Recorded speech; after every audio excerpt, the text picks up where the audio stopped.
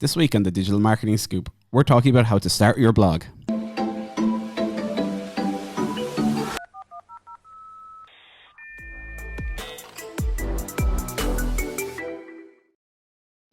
Hey everyone, welcome to this week's episode of the Digital Marketing Scoop. So this week we're going to be talking about blogging. Blogging is a absolutely fantastic platform for any business. You can create, great content around your products, around your services, give value to people, and it's a great way then to boost your rankings in Google by producing great content and have other people link it to it then.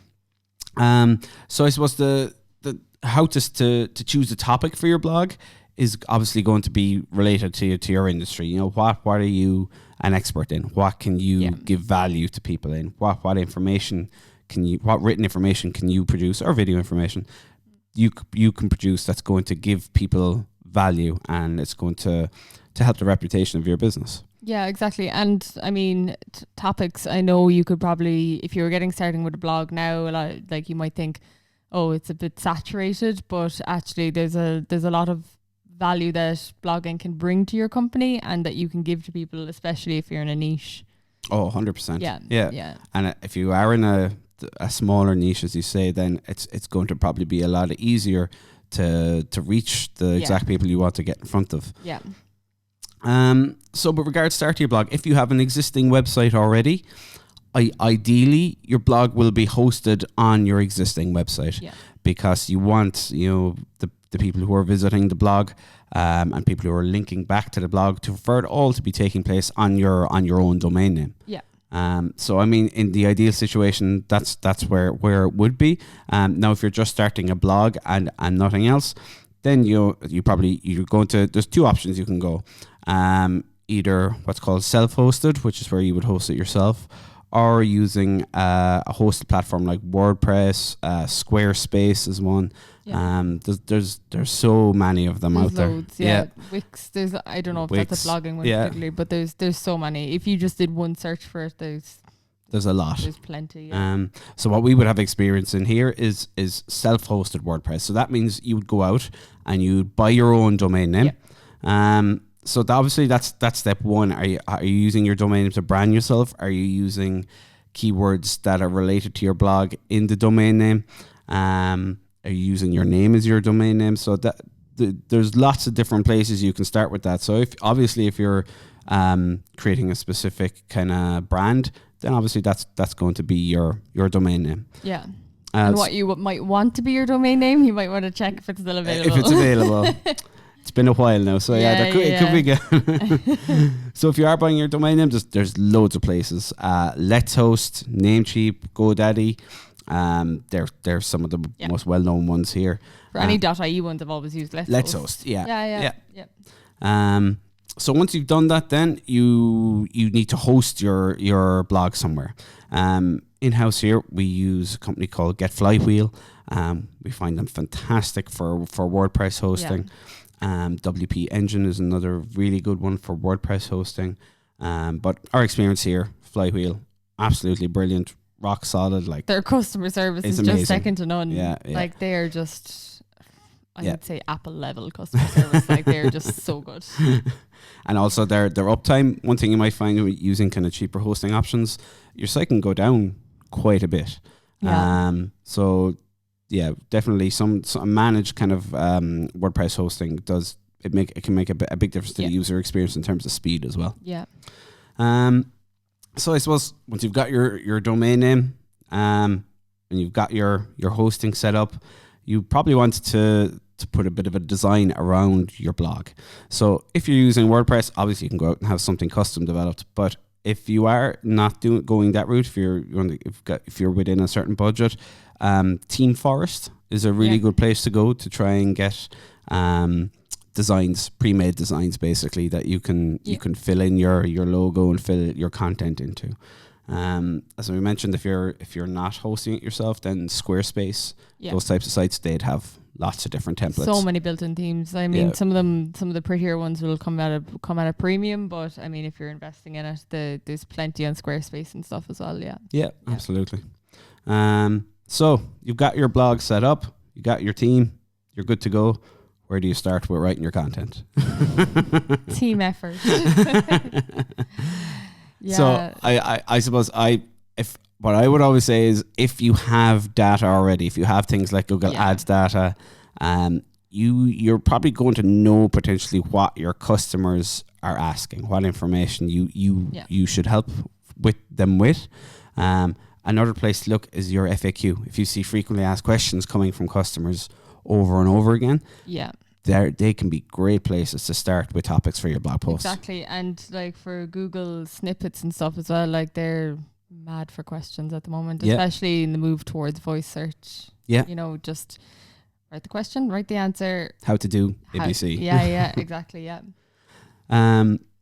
So another thing I like as well, if you don't have that data, within your industry, start typing some questions into Google around what you think people might be interested in, and scroll down to the bottom of the search results in Google, and it'll show you other searches around those topics that have taken place. Yeah. So that way you kind of know, okay, this is something people are interested in.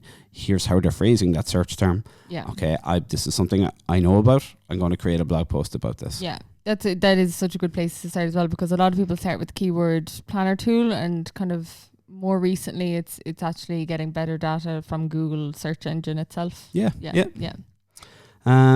So once you've kind of written your blog posts, decide, it's a bit like our podcast here, decide on a schedule. Are you writing a post once a week, twice a week, 3 times a week, whatever it's going to be? Set the schedule, because if you don't set it, chances are it won't get done. Yeah, and the other thing as well is that you can have 2 varying schedules for it. I mean, if you want a blog post to go out every 2 weeks, you might spend 1 week or 1 day in a week writing 3 or 4 of them, and then you have them for the next few weeks. That's sometimes an easier way for some people to manage it, but whatever your schedules are, just make sure that you're consistently actually sending those out every week, second week, month. Even if all you can commit to is a month, just do it monthly. Don't overwhelm yourself with daily or weekly, especially for blog posts. Yeah, and like over time, probably people are going to get used to the frequency, so you don't want to miss that. Yeah, exactly. And a lot of people, they'll tie in blog posts with their newsletter, so whether it's monthly or weekly or whatever it might be, and they would link to their most recent blog posts in their newsletter as well. Yeah, exactly. So people kind of, they get excited about your blog post. They get, especially if you're providing good content, it's going to be something that they're going to want to read. Yeah. So within your blog post, I suppose one thing as well is, once you've written great content, at the end of it, so maybe include a call to action, not necessarily you don't want to do a hard sell in your blog post. It's the last thing you want to do. What you want to do is be providing really, really good content and providing value to the customer. But I don't see any reason you shouldn't have a call to action at the end of it. No. And it's something I've always done. I don't know but at the end of a blog is I'll switch to italics and just almost have 2 sentences of, if you'd like to know more about blah, blah, blah, contact or fill in the form, or whatever. And it just kind of, I always find the italics just kind of change the tone of it as well. It's like, you are finished reading the blog and that didn't sell to you. But here's a soft sell. Here's a little angled sell, literally. So as well, once you've launched your blog, then you're going to want to track, how much traffic you're getting, where you're ranking, all that kind of information. So obviously the main tool is Google Analytics. Yeah. So once you've put that in your blog, that's going to tell you how much traffic you've got, where your visitors are coming from. But one thing you're probably going to want to do is to actually track your rankings within Google. In-house here, we use Moz. And basically you're going to put in all the keywords you want to rank for into Moz, and it's going to spit back at you, where you're currently ranking for those keywords. So obviously over time, probably the goal of your blog is to generate more awareness for your product or service, more traffic for your website. So having that knowledge is really good, especially if you do find in Moz, my blog post got to, let's say, position 15 in Google. Yeah. So you're on page 2. You want to be on page 1. Yeah. So maybe it's time to do a deeper dive on that content, and link back to that content, and push that content more through social to try and over time, hopefully, get it from that page 2 to that page 1. Yeah. I find Moz so good. I use it for nearly all clients that I'm writing any form of content for. It's perfect. Yeah, and it gives you suggestions as well on topics. And you can rank, like you can put in your 3 or 4 competitors and see where they're ranking alongside you for the same keywords, so you can kind of go, yeah, actually, I need to come up a few here. That's one thing as well. Another place to get ideas, competitors. Yeah, that's true too. Yeah. Brilliant. So yeah, look, I suppose if you haven't started a blog, definitely, I would say you definitely look. It's industry specific, but at the end of the day, if you can provide value online to people who are potentially interested in your products and services, then why would you not do that? Yeah, I think the most important thing with a blog is to write evergreen content. Don't make it date specific. Don't make it only relevant. Don't be putting up like, we're going to have a big Christmas sale this Christmas, because Christmas will come and go, and your blog is pretty much useless unless you're doing one again next year. Yeah, and that's the only thing is to update the post as well if you are doing content like that, because let's say Christmas is the example that people, let's say it's Christmas 2019, Christmas 2020, people are potentially seeing the info on 2019, which can cause some confusion then as well. Yeah, exactly. So I think evergreen content is a really good way to go, because if it's right content, that'll be not just relevant now, but if someone in 5 years searched for the same kind of topic or something, that it would be roughly the same. I know technology and everything will always move quickly, but if you're in a kind of space where it allows for it, definitely try write for a piece that will last as long as possible. Definitely. Yeah. Thanks for listening. That's been this week's episode of the Digital Marketing Scoop.